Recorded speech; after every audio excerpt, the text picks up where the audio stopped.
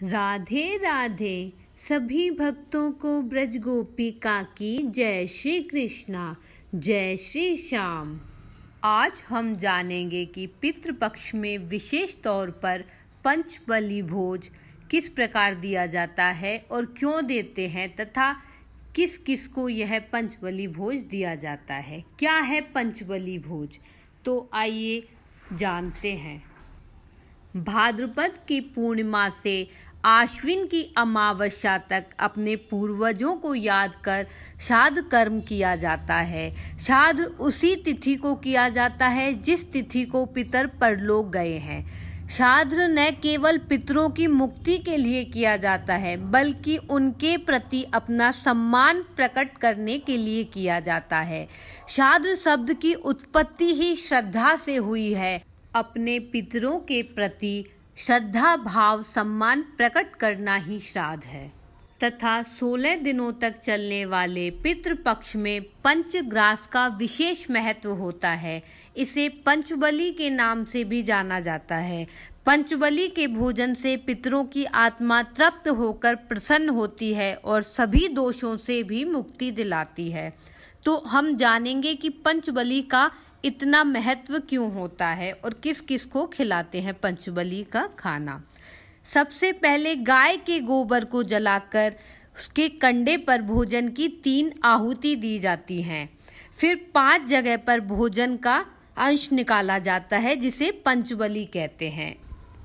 शास्त्रों के अनुसार पितृपक्ष में पंचबली कर्म के माध्यम से 5 विशेष प्रकार के जीवों को श्राद्ध का बना भोजन कराने का नियम है। ऐसा करने से पितर प्रसन्न होते हैं और पितृदोष दूर होता है। पितरों द्वारा सुख समृद्धि का आशीर्वाद मिलता है। पंचबली के लिए सबसे पहला ग्रास या भोजन गाय के लिए निकालें, जिसे गौबली के नाम से जाना जाता है। पवित्रता की प्रतीक गाय माता को नमस्कार करें और उन्हें पंचबली का पहला भोज दें। गाय माता पृथ्वी तत्व का प्रतीक मानी जाती हैं। गाय माता के अंदर तो 5 तत्व मौजूद होते हैं, इसलिए पितृपक्ष में गाय की सेवा पूजा का विशेष महत्व होता है। गाय की सेवा करने से पितरों को तृप्ति, मुक्ति और मोक्ष मिलता है और खुश होकर पितर हमें आशीर्वाद देते हैं। पितृपक्ष में पंचगव्य का प्रयोग करने से भी पितृदोष से मुक्ति मिलती है।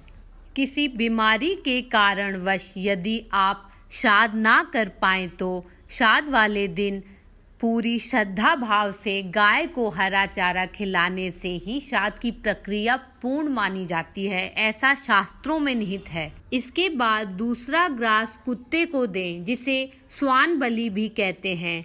कर्तव्य का प्रतीक स्वान को नमस्कार करें। कुत्ता जल का प्रतीक माना जाता है।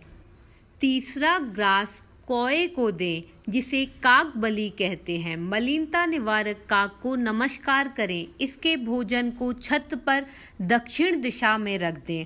कौए को वायु का प्रतीक माना जाता है। कौआ यमराज का संदेश वाहक है। श्राद्ध पक्ष में कौए को खाना खिलाने से यमलोक में पितर देवताओं को तृप्ति मिलती है। कहा जाता है कि अगर कौआ अन्न खा ले तो यमराज खुश होकर उनका संदेश उनके पूर्वजों तक पहुंचा देते हैं। कौए के रूप में साक्षात आपके पूर्वज आपके खाने को ग्रहण करते हैं, ऐसा माना जाता है। चौथा ग्रास देवताओं के निमित्त दिया जाता है। देवता आकाश तत्व के प्रतीक माने जाते हैं तथा चौथे ग्रास को देव बलि कहा जाता है। सर्व शक्तियों में निमित्त देवों को नमस्कार करें तथा इस ग्रास को या तो जल में प्रवाहित कर दें या किसी कन्या को दे दें या गाय को खिला दें। अंतिम और 5वां ग्रास चींटियों के लिए सुनसान जगह पर रख दें। चींटियों को अग्नि तत्व का प्रतीक माना जाता है, जिसे पिपलिकादि बलि के नाम से जाना जाता है।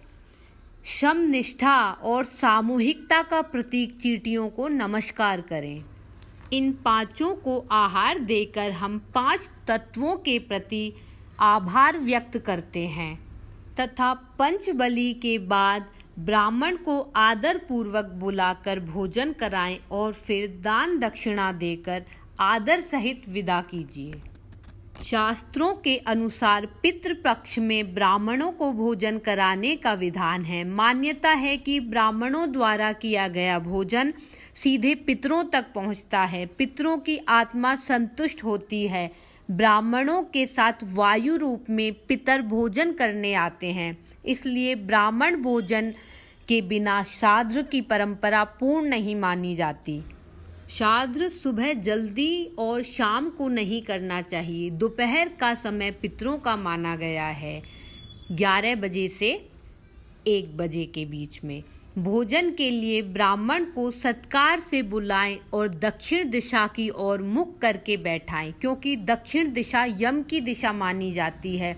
इस दिशा से पितर आते हैं और ब्राह्मण को अपने पितरों की पसंद का खाना खिलाएं, यथाशक्ति वस्त्र दान दें और परिवार के साथ उनसे आशीर्वाद मांगें तथा उन्हें द्वार तक छोड़कर आएं। श्राद्ध के दिन शाम को दक्षिण दिशा में पितरों के नाम का दीपक भी जरूर जलाएं। पितृपक्ष में श्राद्ध से बढ़कर कोई कल्याणकारी कार्य नहीं है। शास्त्रों में पितरों को देवतुल्य माना गया है। वह देवताओं की तरह प्रसन्न और नाराज हो जाते हैं। उनके प्रसन्न होने से सभी समस्याओं से मुक्ति मिल जाती है तथा घर में सुख समृद्धि और संपन्नता बनी रहती है। इसमें संदेह नहीं करना चाहिए तथा पितर खुश होकर हमें आशीर्वाद के रूप में भक्ति भावना, सुख शांति और खुशहाली देते हैं। अपने वंशज परिवार के सदस्य जब पूर्वजों के निमित्त यह सब करते हैं तो वो संतुष्ट हो उन्हें आशीर्वाद देते हैं और परम गति को प्राप्त होते हैं। बोलिए पितृदेवता की जय। ओम पितृदेवताय नमः। हम सभी के पितृदेवता हमारी श्रद्धा भावना से खुश होकर हमारे ऊपर अपनी कृपा दृष्टि का आशीर्वाद सदैव बरसाते रहे। इसी भावना के साथ उनके चरणों में बारंबार प्रणाम।